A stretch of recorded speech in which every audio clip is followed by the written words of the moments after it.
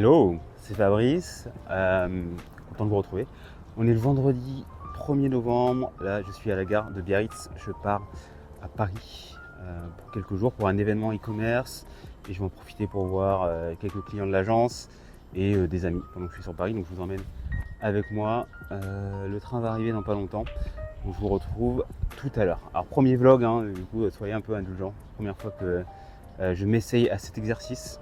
Je vais essayer de vous montrer des moments un peu intéressants de ces quelques jours à Paris.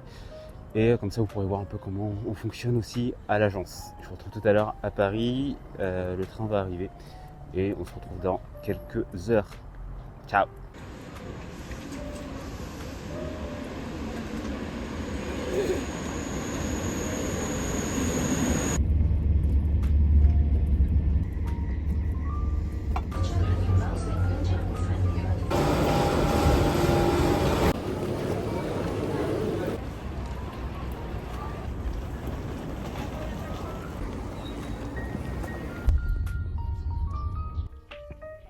On vient d'arriver à Paris, donc là je suis dans la voiture, je suis dans le Uber.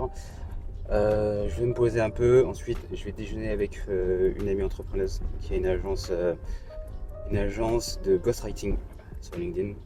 Ensuite cet après-midi, je vais voir une amie de longue date qui habite à Paris, une amie du lycée, et ce soir je vais dîner avec un client normalement. Ça va passer assez vite. Demain, ça va être le meeting e-commerce, donc je vous emmènerai avec moi aussi sur toutes les conférences pendant l'après-midi. Je serai avec mon frère aussi également. Voilà, je vous retrouve au prochain épisode, ce sera tout à l'heure sûrement pour le déj. Et vous allez me suivre un peu sur tout le week-end.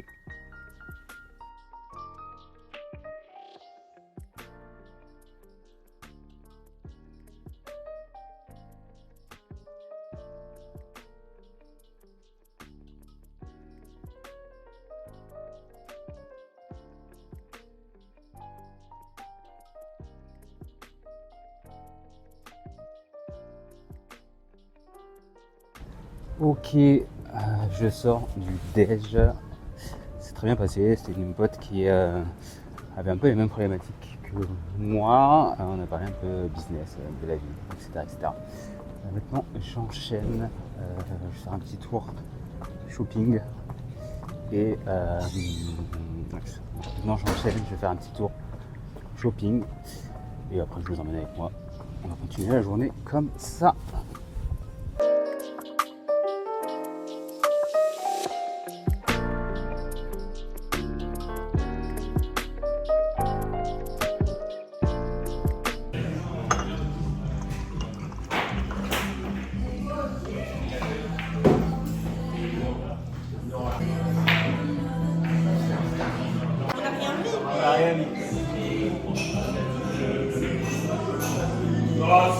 Ah, Alors que il y a une pénalité là. Ah non, j'ai touché. Si tu touches pas, t'as une pénalité, ouais.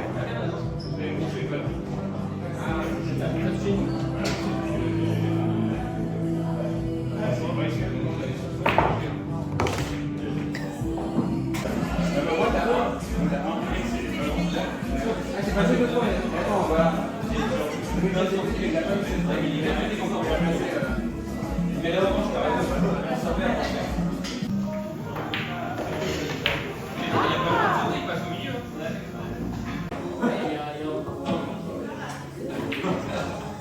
Comme la mise comme ça?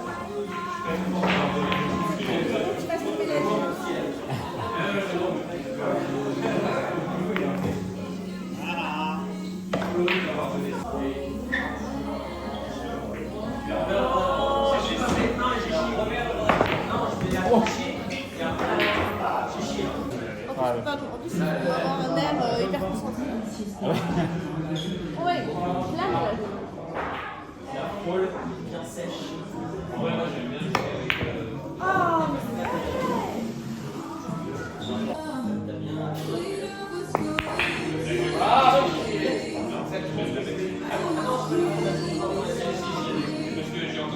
Je la retente, la même.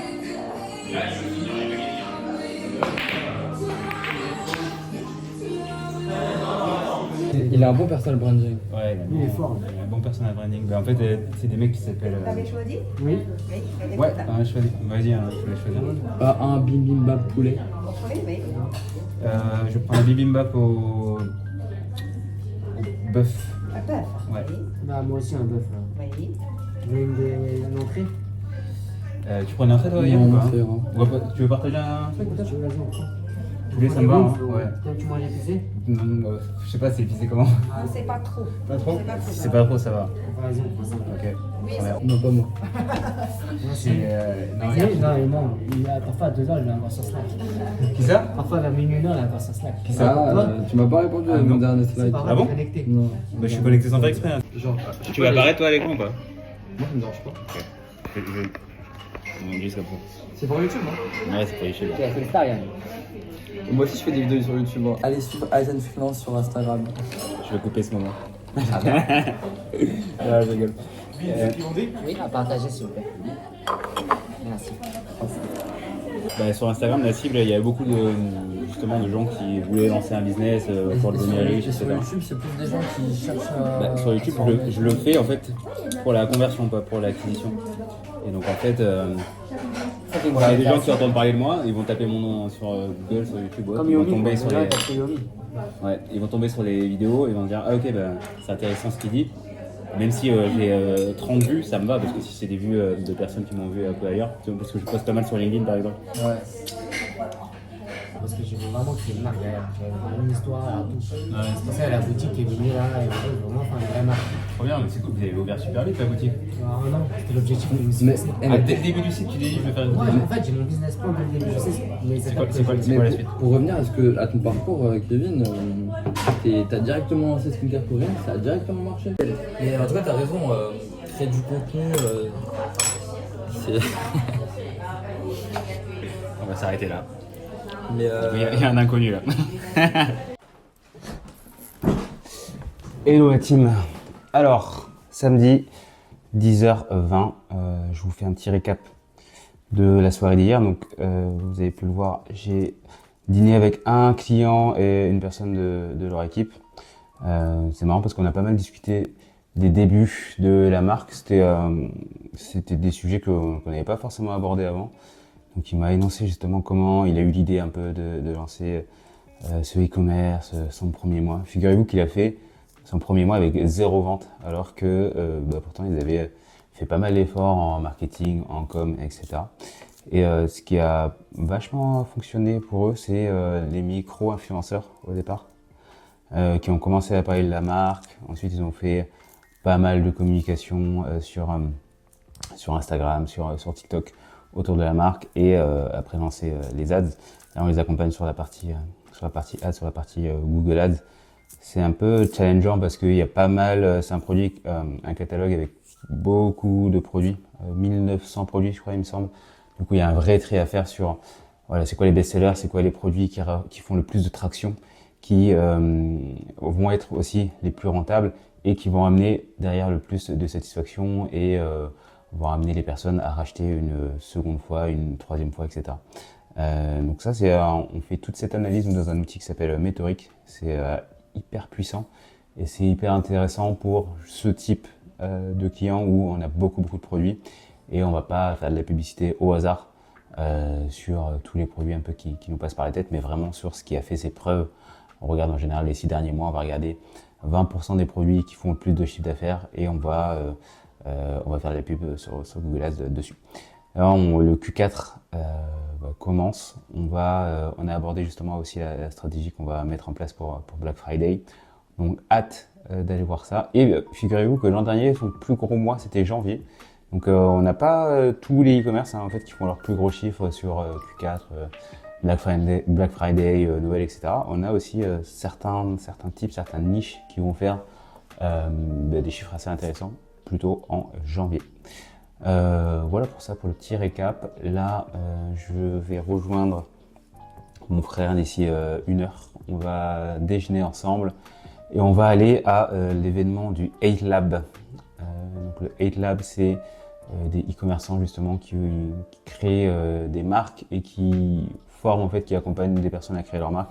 Donc il va y avoir pas mal de témoignages, à la fois de leur stratégie qu'ils utilisent en ce moment et des témoignages de leurs élèves qui ont monté des marques aussi également grâce à leur méthode. Donc hyper curieux d'aller voir ça pour justement un peu se nourrir de toutes les dernières strates en marketing qui existent, surtout qu'eux ils sont beaucoup aux US, ils ont pas mal de marques aux US, donc je vous emmènerai, c'est une série de conférences, il y aura un peu de networking, on va voir ce que ça donne, mais en tout cas hyper hâte d'y aller. On se retrouve tout à l'heure pour le déj ou après pour la convention. Ciao!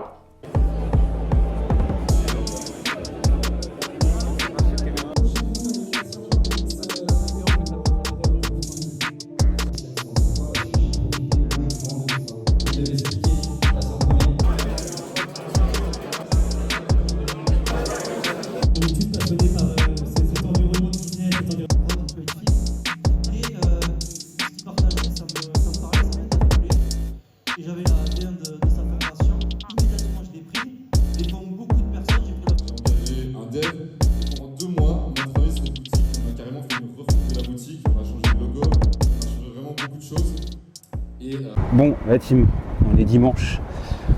Je suis en train de marcher dans Paris, donc il y a pas mal de bruit. Je voulais vous faire un retour sur la série de conférences d'hier. Donc c'était assez sympa, énormément de valeur. En fait, c'était plusieurs conférences d'e-commerçants qui, eux, ont commencé en dropshipping il n'y a pas très longtemps et ensuite qui vont switcher sur des marques avec stock. C'était hyper intéressant parce qu'au final, c'est vrai que le dropshipping c'est assez décrié. Alors aujourd'hui, c'est plus la même chose qu'en 2017. Aujourd'hui, les choses sont assez carrées, surtout là parmi les intervenants de ces conférences. Mais surtout, ce qui est bon à prendre de ce type d'e-commerce là, c'est qu'au final, eux, vu que le développement produit est assez faible, voire quasiment inexistant, hein, ils vont juste contacter des suppliers et trouver le bon produit. Ben, en fait, on a 95% de la réussite de leur site qui tient en marketing. Donc c'est pour ça que c'est hyper pertinent d'aller regarder un peu ce qui se fait. Et en fait, on s'en rend compte que si 95% du chiffre d'affaires est lié au marketing, après bien sûr il y a toute l'expérience client, etc. derrière, les SAV, béton, c'est des marques qui existent depuis au moins 2 ans. Donc c'est pour ça que je suis allé voir ces conférences. Parce que c'est vrai qu'aujourd'hui, le cliché un peu en dropshipping, c'est une boutique qui dure un mois, ensuite qui va être fermée. Là, c'était tous des fondateurs qui avaient des marques qui avaient au moins 2 ans, avec des Trustpilot à 4,8. Ça justement, c'était quelque chose qui m'a un peu surpris, qui montre ça, parce que c'est vrai qu'aujourd'hui, on peut penser que c'est pas forcément ce qui est privilégié par eux, mais au final, voilà, beaucoup de testing, que ce soit sur Facebook Ads, sur Google Ads, beaucoup d'AB tests, de la réinvention permanente, toujours se réinventer, toujours regarder ce qui se fait aux États-Unis sur les meilleures marques. Ils ont donné énormément de marques à suivre, de stratégies à tester, donc c'était vraiment intéressant. J'ai apprécié un peu la série de conférences. Cet après-midi, je vais rejoindre un ami de mon ancien taf à Paris. Il habite toujours à Paris. Donc voilà, on va boire un petit café tranquillement. Et après, demain, petite journée, je reprends mon train demain soir pour Biarritz. Donc je pense que le matin, je vais travailler un peu dans un café. Je vous emmènerai avec moi pour suivre un peu les sujets en cours à l'agence. Donc voilà, je finis de marcher et puis je vous dis à très vite.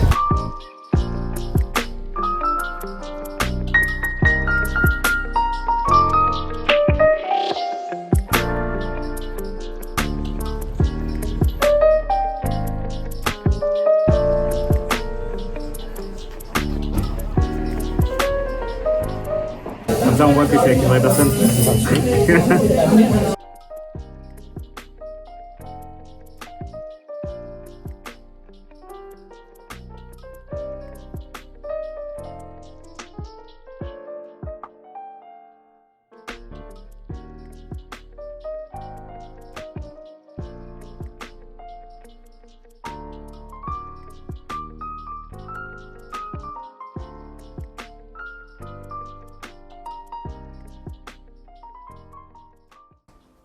Ok, donc on est lundi matin, retour au boulot, j'ai pas mal de choses à faire sur ma to-do. Hop, je vais vous poser juste ici. Hop. Ok, donc ce matin, préparation Black Friday pour un client. Tac, j'ai une vidéo de formation à regarder sur ce sujet-là. J'ai un prospect à qui je dois faire une réponse par email. Je note tout sur un petit carnet avec ma to-do à la semaine. Et sur le Black Friday, justement, j'ai vu une stratégie qui est assez sympa, qui peut être testée sur les gros catalogues où on ne sait pas trop quel produit mettre en avant sur cette période-là. Ça peut être pertinent en fait de mettre juste des discounts par panier moyen. Par exemple, de 0 à 50 €, on a 5% de réduction sur le site. De 50 € à 100 €, on a 15%. Et pour les paniers au-dessus de 100 €, on a 30% de remise. Donc ça peut être pas mal. Comme ça évite d'avoir un choix à faire sur quel produit mettre en solde. Mais par contre, on va avoir les gens qui vont être incités à faire des gros paniers, plus de 100 € pour avoir le maximum de réduction. Donc ça peut être sympa à mettre en place. L'idée c'est de le mettre à la fois sur la page d'accueil, sur la page collection, sur les pages produits et dans le panier avec des barres de progression pour chaque pilier comme ça, pour chaque palier pardon, comme ça si une personne ajoute des produits à son panier, ça va rajouter 20 € pour bénéficier des 15% de réduction ou rajouter 50 € pour obtenir 30% de réduction. Donc ça peut être pas mal, bonne strat. Donc ça, je vais l'énoncer à un de nos clients. Tac tac. Je reprends le train pour Biarritz à 18 h et cet après-midi, je vais travailler un peu dans un café vers la gare avec peut-être un pote qui va me rejoindre. Donc je vous tiendrai au courant. Donc voilà un peu pour les to-do de la matinée. Tac tac, on va enchaîner les actions et on se reprend tout à l'heure. Ciao!